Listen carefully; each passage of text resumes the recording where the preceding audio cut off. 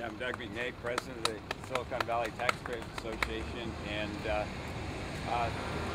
Public Records Act request is very revealing of the fact that something we suspected all along, that the taxpayers of Santa Clara County are victims of a conspiracy between a public agency, the VTA, and the Silicon Valley Leadership Group to raise taxes at a time of economic stress in this county and this country. And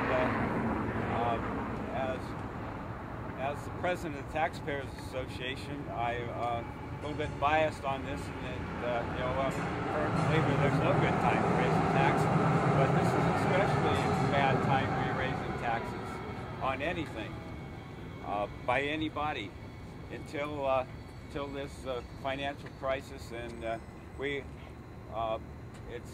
hasn't been publicly acknowledged yet, but we are in a recession right now. And the question is, how long is this recession going to last? And voting on tax measures at this time is definitely not a good idea. And the leaders of the Valley should not be so-called self-proclaimed leaders of the Valley, the leadership group, should not be conspiring with a public agency to deceive the taxpayers. And their facts, supposedly the VTA's defense is that they're only giving the leadership group the facts. Well, you look at those emails and you see that they aren't presenting facts. The VTA is gazing into their crystal ball and seeing their clouded crystal ball and presenting projections, exaggerated projections into the future of ridership, of the cost of this BART project, and as proven by the extension to the San Jose airport, what they claim are facts are actually fiction.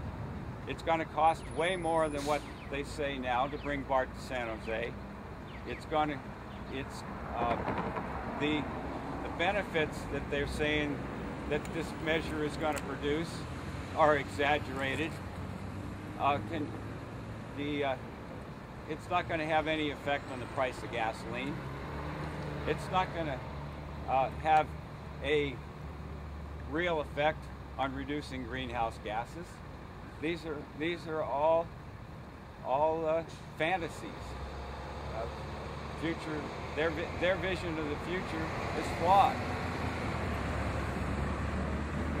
That's all I got to say. Thank you. It must be said that the Silicon Valley, well, I think there's another question of what's really going on inside of these offices of VTA. I mean, I knew that this was a David versus Goliath campaign, but I had no idea that I was up against a whole bureaucracy working on this campaign with public money and resources working, and that's just not how it should work. I have one other thing to say, and actually we do have one other speaker. SVLG has been systematically working to discredit members of the public who have been opposing this measure. They have a pattern of bringing lawsuits against their opponents in the ballot measures. Carl Lardino did it in 1996, they did it in 2006, and they did it again in 2008. Explain that a little bit more detail. Well, not everybody might know that. Oh, sure. In 2006, members of the Modern Transit Society, and there was actually a coalition of groups, were opposed to the Measure B tax because, or I guess it's the Measure A plus B. Well, there's a complicated history with. Let's tell about this one. Yeah. Oh, this one? Oh, okay. So the day after we filed our ballot argument, our ballot rebuttal, I got a call from their lawyer at 9:30 in the morning, saying basically that they were taking us to court, that we had to appear in Superior Court at 8:15 the next morning. And they were challenging a number of statements in our ballot argument, which we were able to back up, most of them. We had a very short time frame in which to document our claims and to defend ourselves. And at the very last moment, right at the deadline, they submitted a second challenge to our rebuttal argument, challenging 4 other claims. And even though we weren't allowed to submit additional evidence to defend those claims, we were still able to defend most of those claims. 6 out of 8.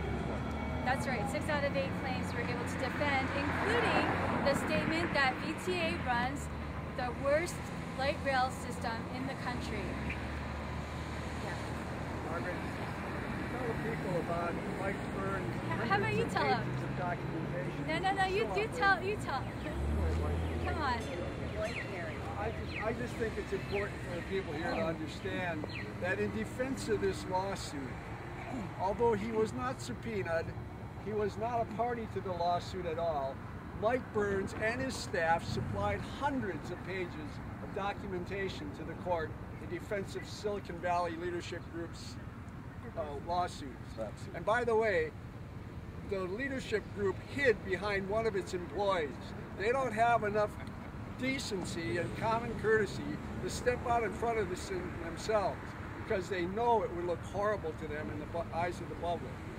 This consortium of VTA and the leadership group is an outrage in the American way of doing politics. It's got to be ended. Thank you. And our last speaker is Teresa Barnes, who is a bus rider. She does not own a car. She relies on VTA to get around, and she'd like to say a few words about why she's here and why she cares about this issue.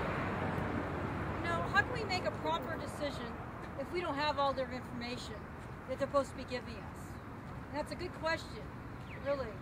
And the thing is also, it's like 1 minute VTA, if I experience, will be good, and 1 minute it'll be bad.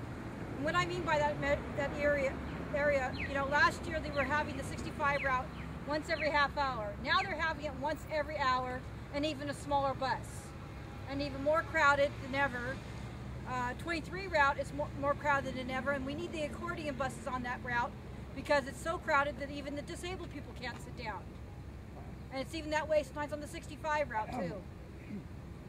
And sometimes even the drivers won't help us get a spot. They'll say, oh, all the people are paid for, we can't help you. Some drivers are like that, some are not. It's really sad that we cannot get what we want. Some of us disabled people do not drive because of our disabilities, and I'm one of them. Believe me, I didn't ask to be chose to be born this way, I was just born this way. And I think we need to do something to shape up the bus system and make it more sufficient for us disabled people as well as the normal people. Because they're the ones riding it too, and they're the ones that have the cars and want to leave their cars behind sometimes to save on gas as well. Thank you.